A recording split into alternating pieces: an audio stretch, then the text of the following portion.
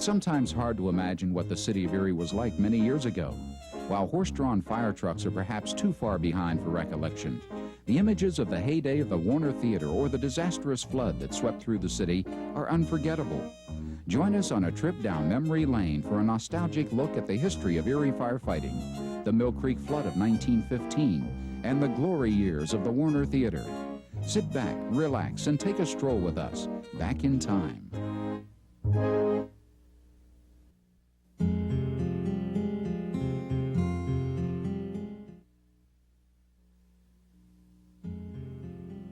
In the early 19th century, Erie was a town on the rise. Its unique combination of agriculture and commerce, its fine harbor and strategic location along trade and migration routes forged a community full of hope for the future. Town fathers recognized that growth brought responsibility. Businesses and homes had to be protected. One of the most feared threats was fire, which could wipe out in minutes what took years to create. The history of the Erie Fire Department actually goes back to 1816 when the city fathers spent $40 to buy some ropes, ladders, and some leather fire pails. And this was the amount of the fire protection for the village of Erie back then. Shortly afterward, they bought a pumper for the grand sum of $350. On August 3rd, 1816, a company of volunteers formed to take on the task of fighting fires. That date marks the beginning of Erie Fire Service. No one today knows exactly what the first pumper looked like. It was the only firefighting machine available for 15 years. In 1830, the borough added a hand-operated pumper and moved the department from the public square to a building designated Station Number 1 on 5th Street between State and French. With new equipment and a new home, it was time for another purchase, a lock for the station door. For much of the 19th century, firefighting meant a bucket brigade manned by whoever was available.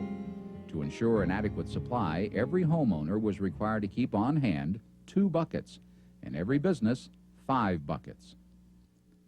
Early firefighting techniques were destructive because most structures were made of wood. The danger of fire spreading was great. To contain flames, firemen often tore down adjacent buildings, even if they were more valuable than the burning structure. Firemen did not douse every blaze. They protected only buildings that displayed a fire mark. The fire marks were issued by private insurance companies to property owners who bought fire insurance. The marks were attached to the exterior of the house by the front door, and firemen would look for the mark to see if the house should be saved. In return, the fire department received payments from the insurance companies for saving the property. This was a common practice at the time throughout the country. To be a fireman was considered a glorious vocation. During the 1830s through the 60s, many volunteer departments formed, starting with the Active Fire Company. Other colorful names included the Red Jackets, Eagle, Perry, Presque Isle, Vulcan, Noble, and the Phoenix Hook and Ladder. Competition was fierce. When an alarm sounded, companies often sent their biggest men on ahead to secure the water line. Sometimes they settled rights to the line with a street corner brawl while fire raged nearby. Arson was not uncommon, and occasionally firemen were implicated. Several members of the Noble Fire Company received lengthy prison terms for setting fires. They came under suspicion because they were often first on the scene. Why they did it was never fully explained. Perhaps it was part of the inter-company rivalry. Perhaps it was eagerness to be heroes. Maybe it was so their department could get the $4 awarded by Borough Council to the first company at the fire. It was even suggested that the arsons were part of a plan to force Erie officials to establish a paid department. Whether that was the intent or not, the fires became a factor in forming a paid department in 1871. Thereafter, a handful of regulars remained on duty around the clock, backed up by Minutemen who dropped their everyday jobs when the fire bell rang. When you got on the fire department back in the early 1900s or even in the late 1800s, they tried, well, basically you assigned to the station in your neighborhood. And the Minutemen, they would ring the alarm bell on the roof of the fire station, and they would count out the box number, and the Minutemen would show up at the fire station, and they would jump on the fire truck and go. And eventually, when they went to a full-time paid department, I think that was I believe it was in 1871. They still rang out the alarm bells, but they worked, most of them worked 24 hours on at a time, and they would give them your dinner hours off. And eventually they went to 84 hours a week, which is half the hours in a week. They would work a 10-hour day, Sunday, Monday, Tuesday, Wednesday, Thursday, Friday, Saturday, and then swing into night. And when they went from that day shift Saturday to that night on Sunday, that was a complete 24 hours off, and they called that a day off. And actually it wasn't, because the following Sunday they worked 24. So they used to work 84 hours a week. And eventually they were able to get their dinner hours off, breakfast, lunch, or supper. They would get an hour off. And if you could look in the old log books, you could see when they gave each man his time off. And the captain would come up and say, okay, you're on your dinner hour, and they would log him in the book as being out on a dinner hour. That plus a Kelly Day, which was a day off. They were awarded 1 day off a month as a Kelly Day, and that cut their hours to 76 hours a week. Early firefighting equipment was designed to be hauled by hand, but horses were used if available. When an alarm sounded, horse owners raced to be the first to the station in order to collect the $10 offered for the use of their animals. At time, fists settled dispute as to who was first. In 1875, council ushered in the official horse-drawn era, when they supplied a pair of horses to haul a steamer. Real horsepower remained the engine of the fire service for the next 40 years. Horses were stabled on the first floor, of course. And the man at the watch desk, when the bell rang, he'd reach up and pull a cord and open the stable doors.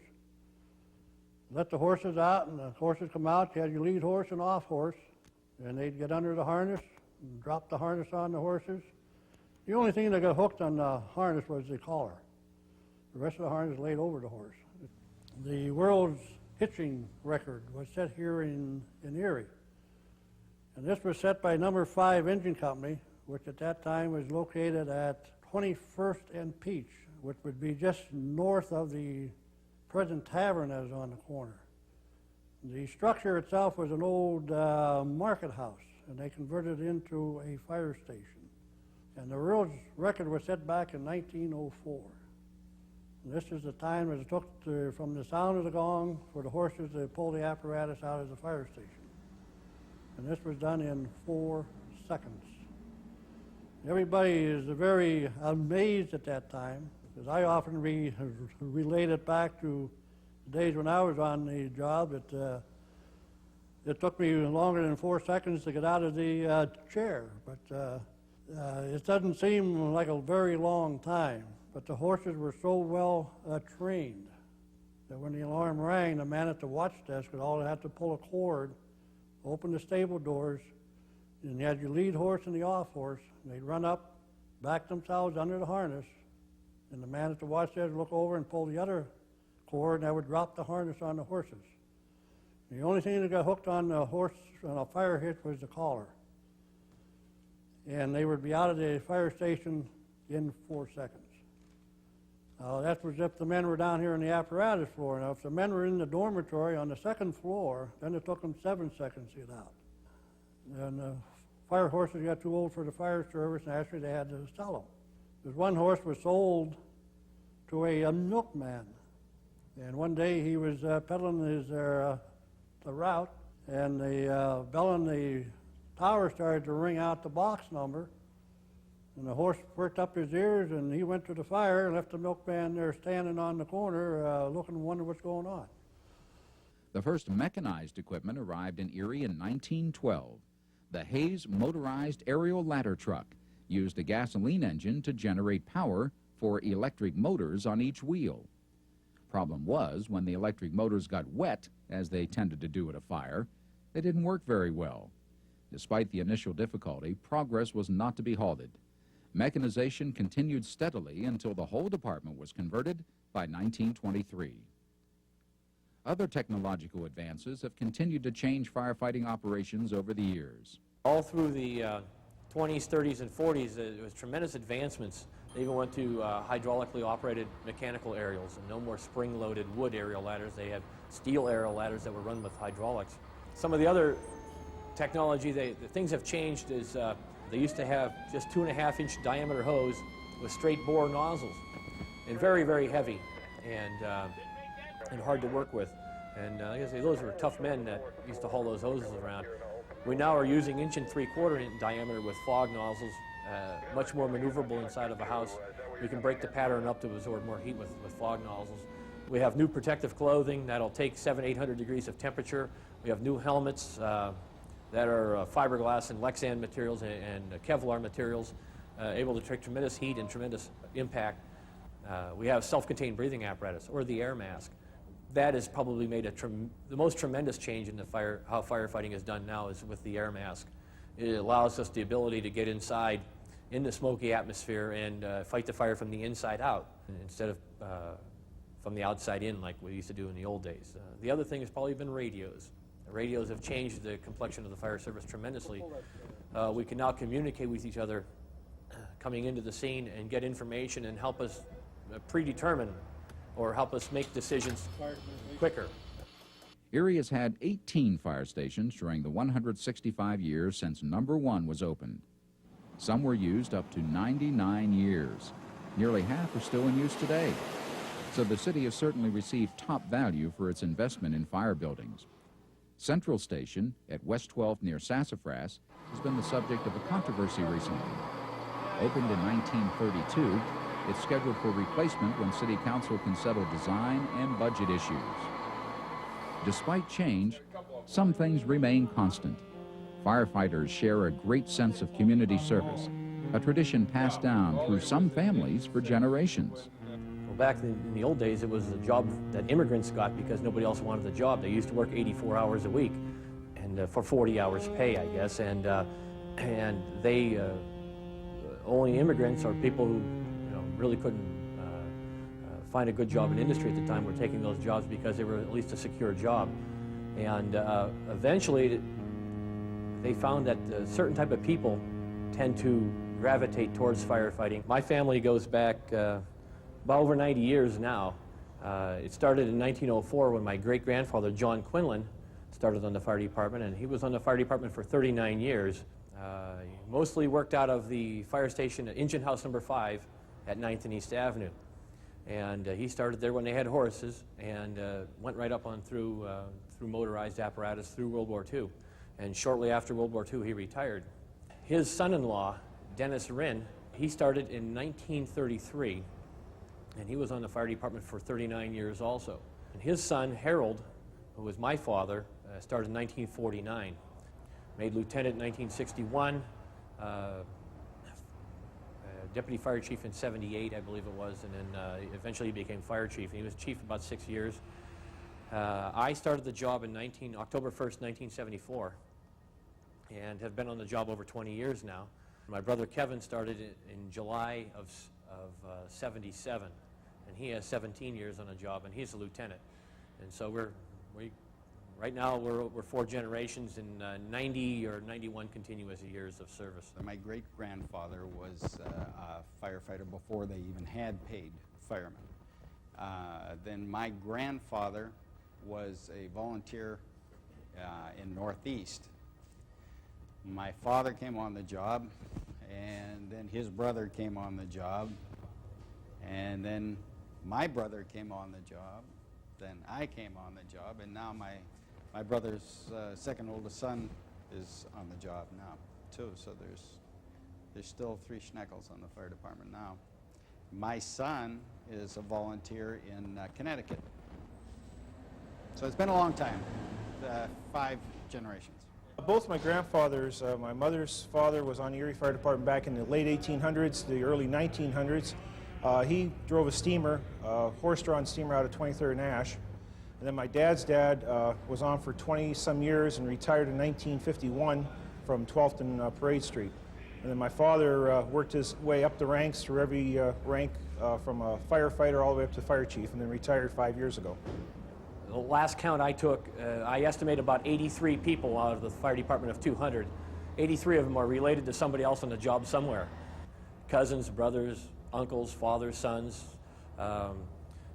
We've had six sets that I count of 3 brothers on the fire department.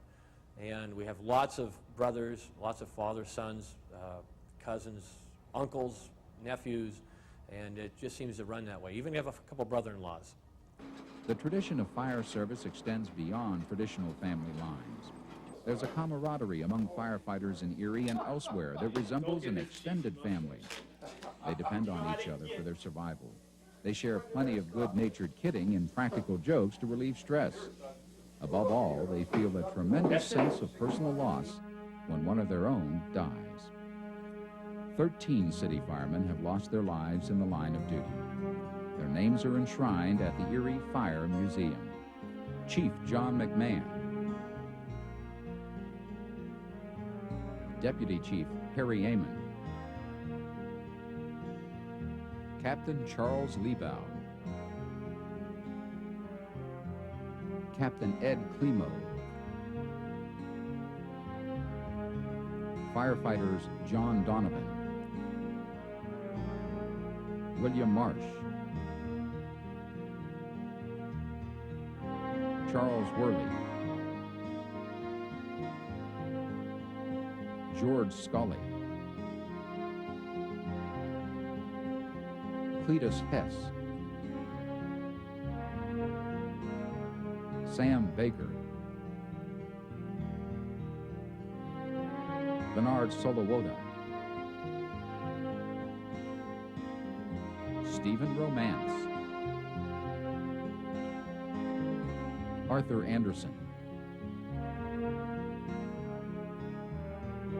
We work hard and we play hard.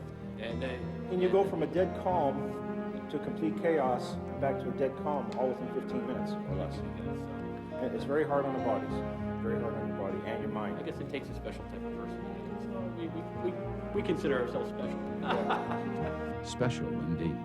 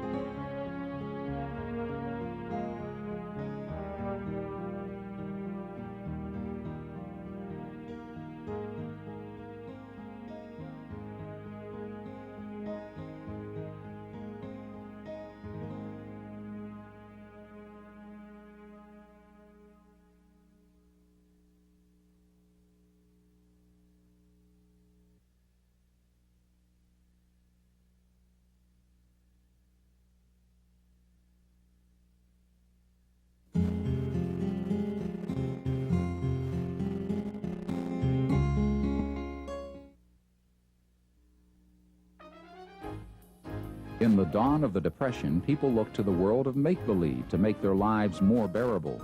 A brief fantasy lasted not just for the moment, but was an experience of anticipation, escape, and a lingering excitement that there were more possibilities than today. One of the landmarks born in that era is Erie's Warner Theater. A report at the time of the grand opening of the Warner called the theater twice as rich, 3 times more fanciful than life. The world has changed remarkably in the last 60-plus years, but many will remember the early days. This is the story of the movie palace that remains a crown jewel in the Erie skyline. The spring of 1931 ushered in a new era of entertainment for Erie. After 2 years of construction at a cost of $1.5 million, the finishing touches were put on a new theater unlike anything seen here before. Famed architects Rapp and Rapp, who had designed the Paramount in New York City, envisioned this as a masterpiece with grandeur beyond the imagination. On Friday, April 10, 1931, the dream world came true. The first night program was a gala mix of organ and trumpets, official speeches, and sparkling films, including a George Arliss feature, The Millionaire, a Laurel and Hardy comedy, Chickens Come Home, and a homegrown attraction, Erie, the City of Opportunity, starring an all-local cast. The Warner Brothers themselves came from Hollywood to attend the premiere. The aura of the Warner on opening night was one of splendor. The grand marquee and 10-ton sign ablaze with a sunburst of lights announced to everyone that this was truly a special place. The solid bronze box office stood as a guardian at the entrance to a world of fantasy. Inside, the grand lobby with its gold-backed mirrors soaring to the 35-foot-high vaulted ceiling. 15-foot silver-leaf chandeliers and ornamental plaster reinforced the message, "This is paradise." A long expanse of terrazzo led to the main orchestra foyer and the elegant staircase climbing to the mezzanine lobby. Gilt rococo chairs and ornately carved tables provided an oasis of respite during intermissions. Oil paintings decorated the walls.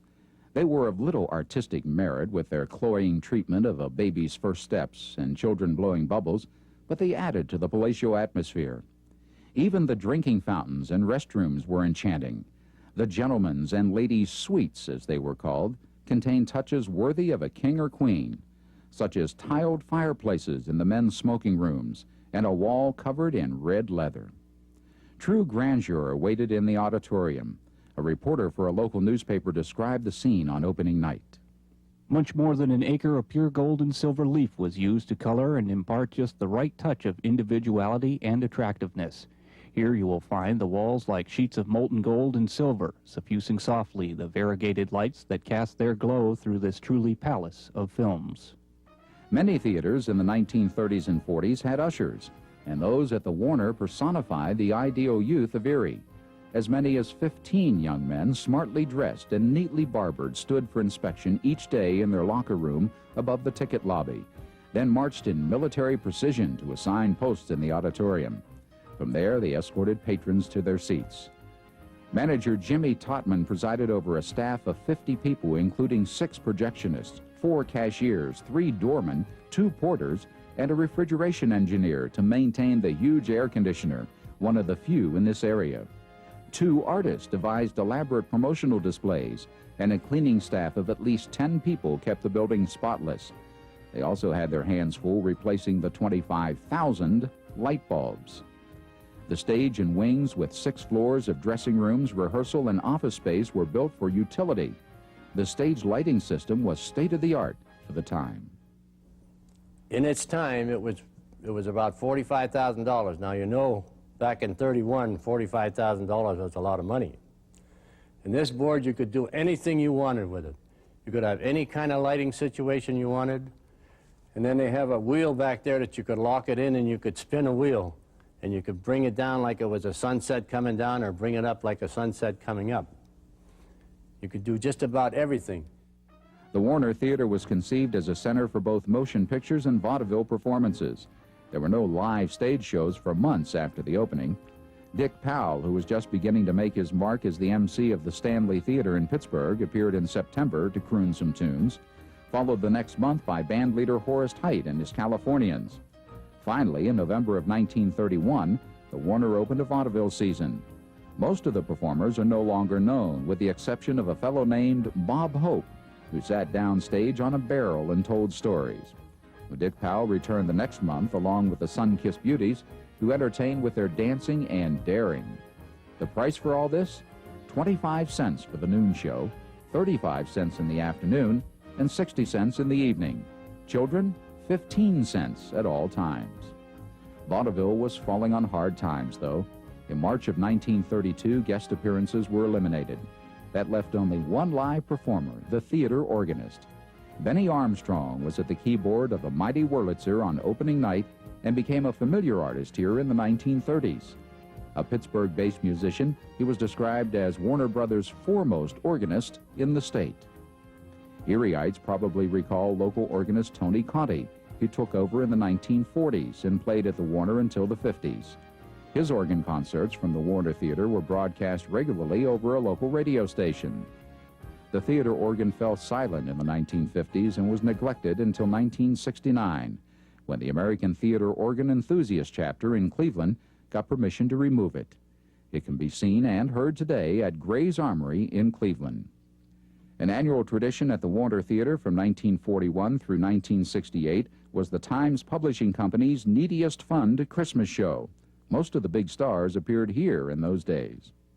Bojangles, Bill Robinson, Jimmy Durante, Andy Williams, Wayne Newton, Pat O'Brien, the actor, trying to think some of the, James Melton, the opera singer, Victor Borgia, who was wonderful. I couldn't get him off the stage. I mean, Victor Borgia, as long as they'd applaud and we had a second show coming up, and I remember the Senes brothers, Frank and Tony, who were originally from Youngstown, Ohio, or Warren, Ohio, and they ran the show, and they kept trying to get him off, and more people would clap, the more he'd play. So it was wonderful. Dean Martin, or not Dean Martin, Tony Martin, the singer, and Jimmy Dean, they appeared in the same show one time. As I said, Ed Sullivan was here with Keenan Wynn and Peter Lawford. By the late 60s, such shows has lost their drawing power. The last performance netted a profit of only $159.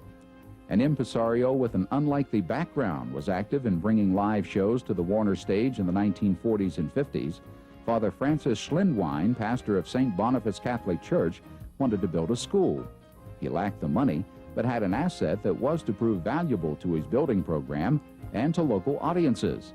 Father Schlindwein was a friend to show business personalities, and he enlisted them to help his kids. For 17 years, he produced shows with headliners like Sammy Kaye, Tommy Dorsey, Tony Bennett, Nat King Cole, and Sammy Davis Jr. The first time we played Milton Berle, he came in here with an expensive coat on. And he said, "Where can I put this coat so I can see it when I'm on stage?" And I said, "Hang it here on a switchboard and you can see right off stage where the coat is." Well, he went on stage, and as he was doing his act, he kept looking over. So about after 5 minutes, I put the coat on and I said, "I'll see you, Milty."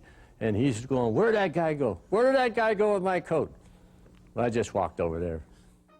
The main attraction of the Warner from the 1930s to the 1970s was the motion picture. From the beginning, the theater subscribed to a deluxe picture policy. Through the years, audiences were not disappointed by such films as Mutiny on the Bounty, Casablanca, Going My Way, and The Greatest Show on Earth. However, by the 1970s, motion pictures had lost much of their grandness, and theaters like the Warner were dinosaurs. On June 15, 1977, the Warner Theater closed its doors following the showing of House of Wax. 2 months earlier, the Erie Civic Center Authority took over and brought back live performances, ballet, symphonies, lectures, and pop rock concerts. Fans who remembered the special experience of watching movies in the grand style clamored for more, and a year later a summer film classic program was inaugurated. The tradition continued sporadically for another 10 years until the cabling of Erie television brought movie classics into the homes. Today, the Warner occasionally shows films sponsored by community groups, but for the most part, the theater is used mainly for live shows, more of them each year. We have about 125 to 140 event days in this facility yearly. That trend is upward. The Warner Theater is getting more use, it seems, year to year. Not in dramatic numbers per year, but every year there is additional events that we haven't had the year before. Also with that is attendance. We put anywhere from 125 to 135,000 people through here every year. A.G. Alway with the Erie Philharmonic Orchestra, any event that A.G.'s on stage is a big event. The Erie Philharmonic membership has increased significantly under his conductorship, and certainly all of those Philharmonic events are very big. Marilyn Horne, a world-renowned opera singer, was very big. Katz has played here a number of times. Lovers of the arts recognize the Warner as the key site for staging music, dance, and touring Broadway shows. Such groups have joined to form the Warner Preservation Trust, which is spearheading efforts to completely restore the theater. This theater was built in 1931 by the Warner Brothers and is on the National Historic Register. The theater has pretty much remained in its original condition since then, with some maintenance work. But the operating systems, the electrical system, the lighting, the heating and air conditioning systems have slowly deteriorated over the years, and they are vintage 1931 systems. And so the renovations mainly are directed at improving those systems so that they will support performances for many years to come in the future. The project is tentatively scheduled to begin in late 1996 and be completed 18 months later. Theater restoration architects and consultants from across the country have visited the Warner during recent months to review the project, and all agree that the facility is a treasure. Each theater, historic theater architect expert, if you will, agreed that Erie, Pennsylvania is very, very lucky to have a theater of this type in such wonderful condition. They do this all over the country, and very often they find out that walls have been painted over and things have been modified in the number of years of the theater's existence. Unfortunately, very little, if any, of that has happened here. And they were just overwhelmed and amazed that Erie, Pennsylvania had such a jewel here, much like it was in 1931. Everyone connected with the project wants to be careful to preserve the aura of the building. Of the Warner theaters that were built, this is the only unaltered Warner theater that's left, meaning architectural-wise. I mean, there's been theaters that have been reopened, but they've been split into cinemaplexes where there's 3 and 4 movie houses within the building. One of them was turned into a mall. So we're quite fortunate that this theater was kept the way that it was. So everything that you see in here, other than like the carpeting, is basically original. The look of the Warner Theater through this renovation process will really not change. We don't want to make it change the ambiance or the atmosphere as to what exists in the lobby and the grand auditorium here. It will look much as the same, but a lot of the behind-the-scenes stuff, which really have basically we've got their use out of them in the past 60-plus years, that those things will be changed. But really, visually, there won't be a whole heck of a lot of changes to the way you see it today. At age 64, when most people are preparing for retirement and most buildings are already gone, the grand old lady of Erie Theater is anticipating a new birth. Held in high esteem by a legion of fans, she faces a bright future.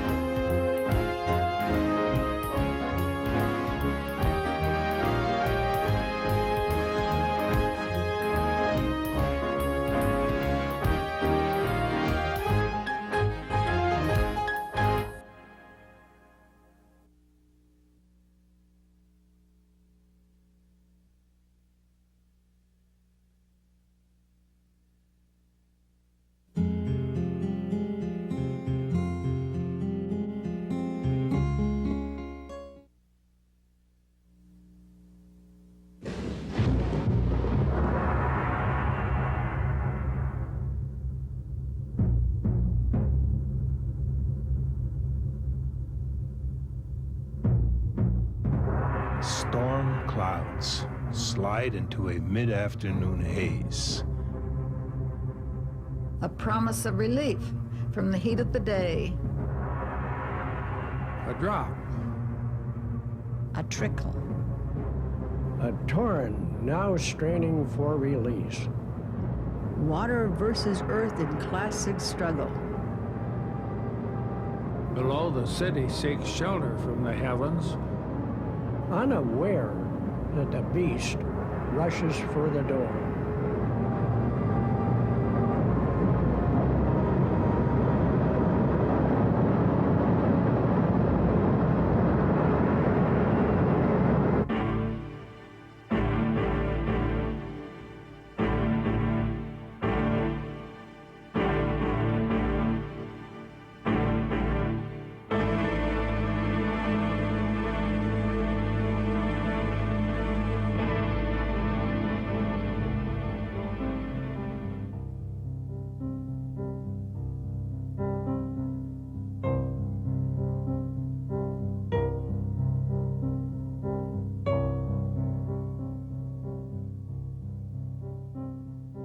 80 years ago, Erie was a bustling community, caught up in economic growth and civic pride. Its business base was varied. New manufacturers were moving in. Hammermill Paper and General Electric Company had opened factories a few years before. The Bayfront was frenzied with Congress. The city had recently celebrated the glorious centennial of Perry's victory at the Battle of Lake Erie.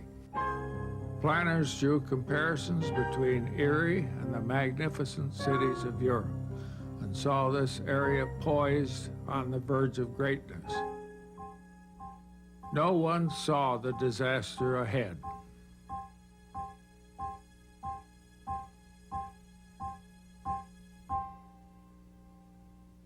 In 1915, Erie development stretched only to the ridge at 26th Street.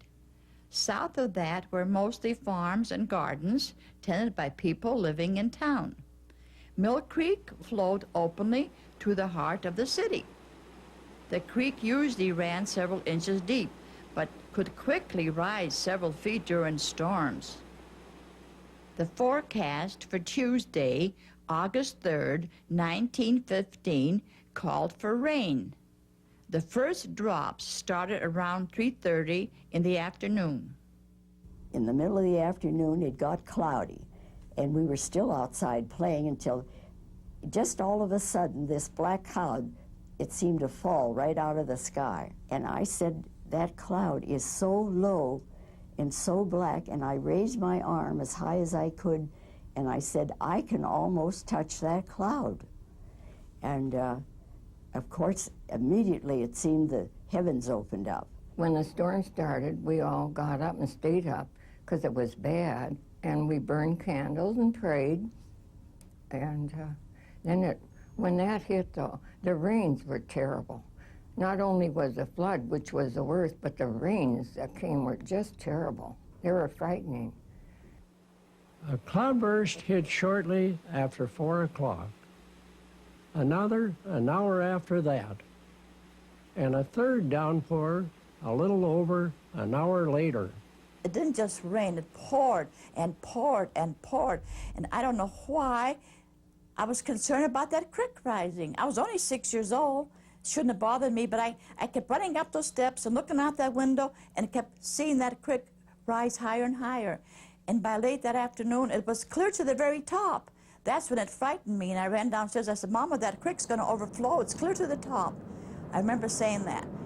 The runoff swelled the waters of Mill Creek, overflowing its banks as it snaked through Glenwood Park. Trees and small buildings from outlying farms toppled into the fast-moving stream. At 26th, between State and French, the debris became clogged in a culvert. Water quickly backed up, forming a lake of 40 feet deep and 200 feet wide in the valley to the south. Firemen tried everything they could think of to loosen the jam. Nothing worked, not even dynamite. At 7:30 p.m., the gravel fill that formed the base for 26th Street gave away. Tremendous pressure blew away 50 feet of the road on each side of the culvert. A wall of water rushed toward the unsuspecting city. John Higgins had finished eating dinner with his wife and 4 children in their home at 207 East 8th Street shortly after 7 p.m. He then walked outside and saw the flooded intersection of 8th and Holland, but was not alarmed. It was bad, but such flooding had happened before. A neighbor stopped to urge them to leave. John and his wife Winifred chose not to disturb their 14-year-old son James, who was confined to bed with a heart problem. Besides, they didn't want to take their 13-month-old daughter, Marion, out in such bad weather.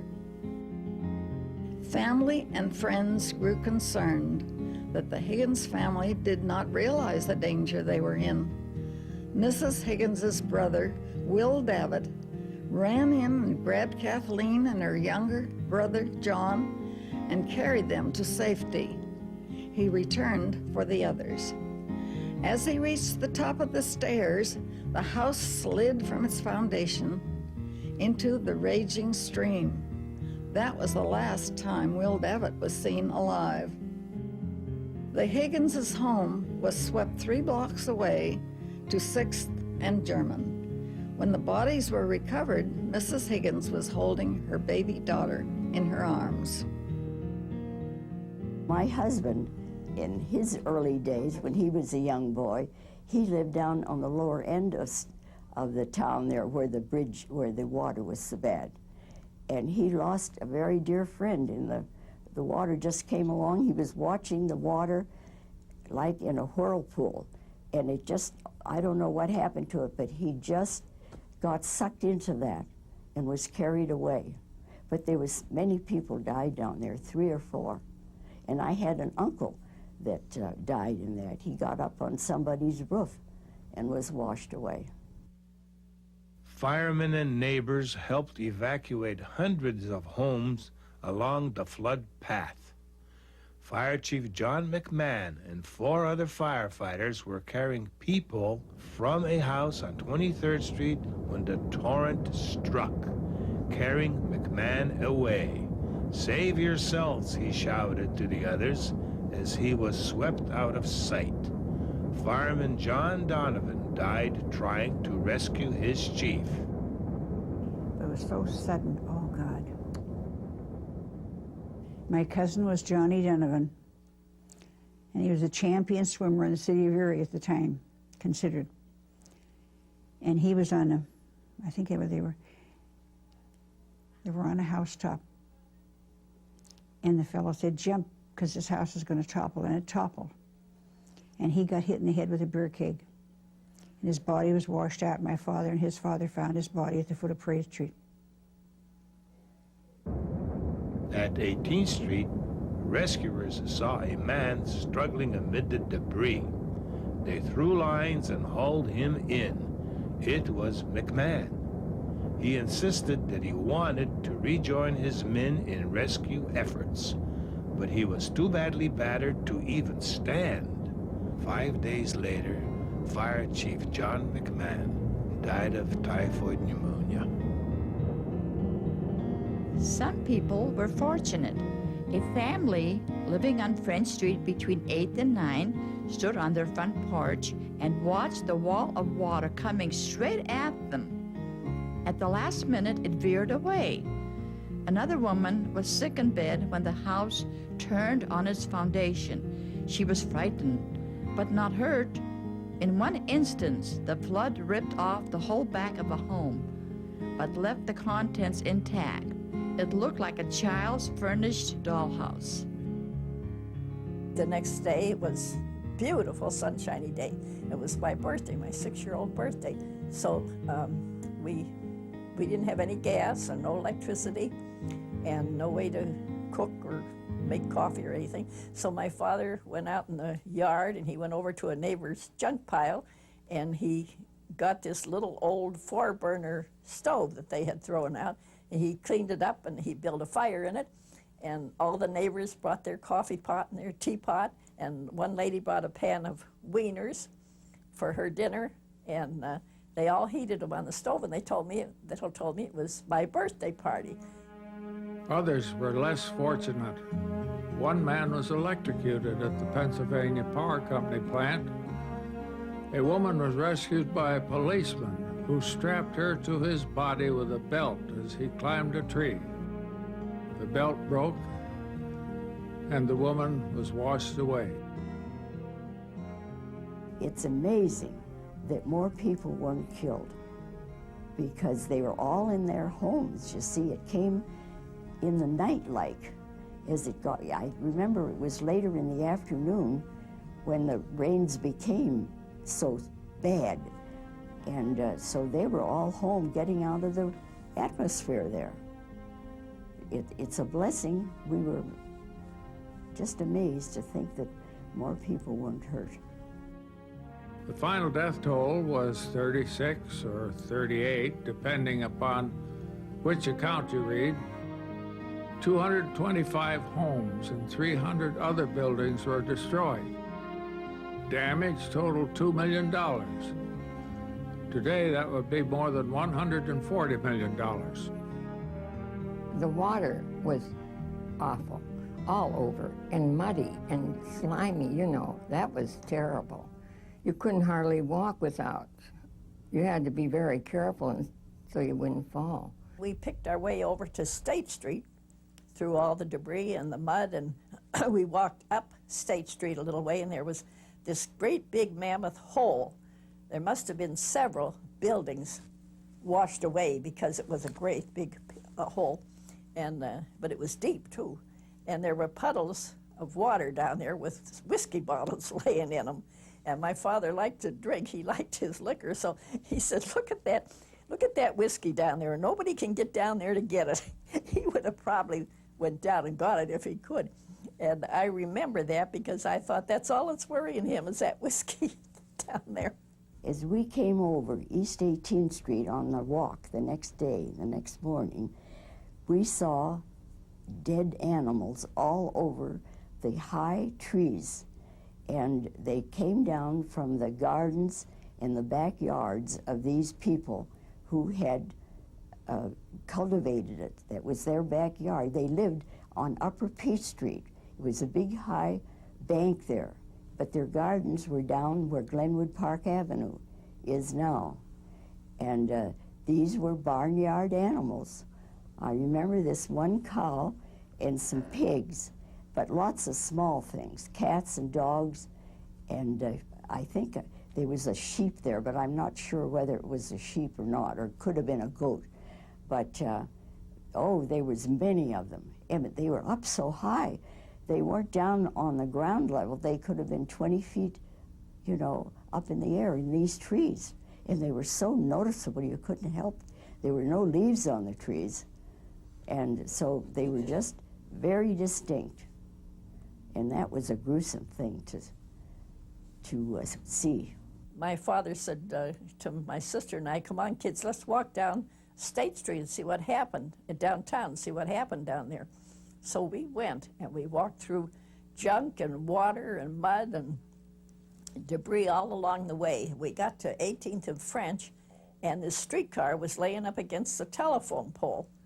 And in my young mind, I couldn't get over what happened to the people that was in that streetcar. I never heard whether anybody drowned or whether they all got out or whether anybody was in it or not. But that bothered me that there was people in there and the streetcar was laying, the telephone pole held it up.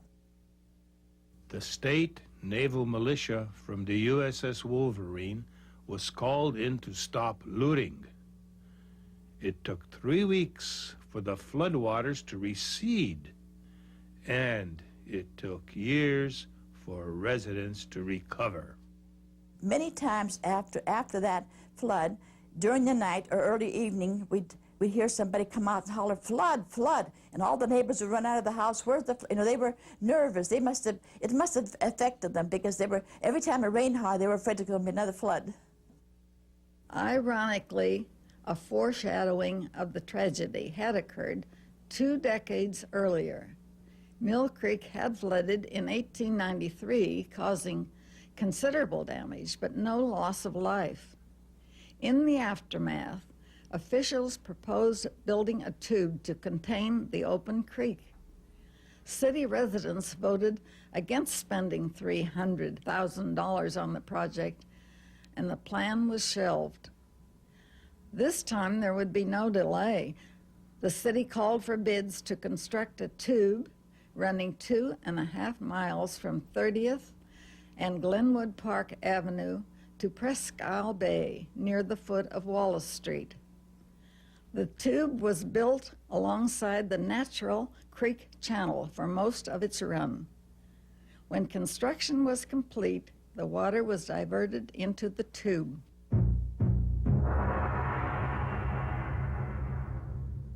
It was a gruesome thing. You just, well, the pictures that you showed me, you can tell how it just broke up everything. And in those days, there was a lot of wood went into buildings. They weren't all brick and stone like we have today. So it's nothing that I'd want to happen again, ever in my lifetime. There have been worse rainstorms in the 80 years since the flood, but never have circumstances combined to create devastation even close to that fateful day in August 1915.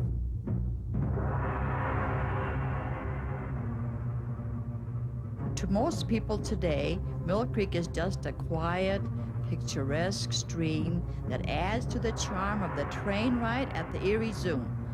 All indications are that this particular beast has been tamed. Forever? That's a long time.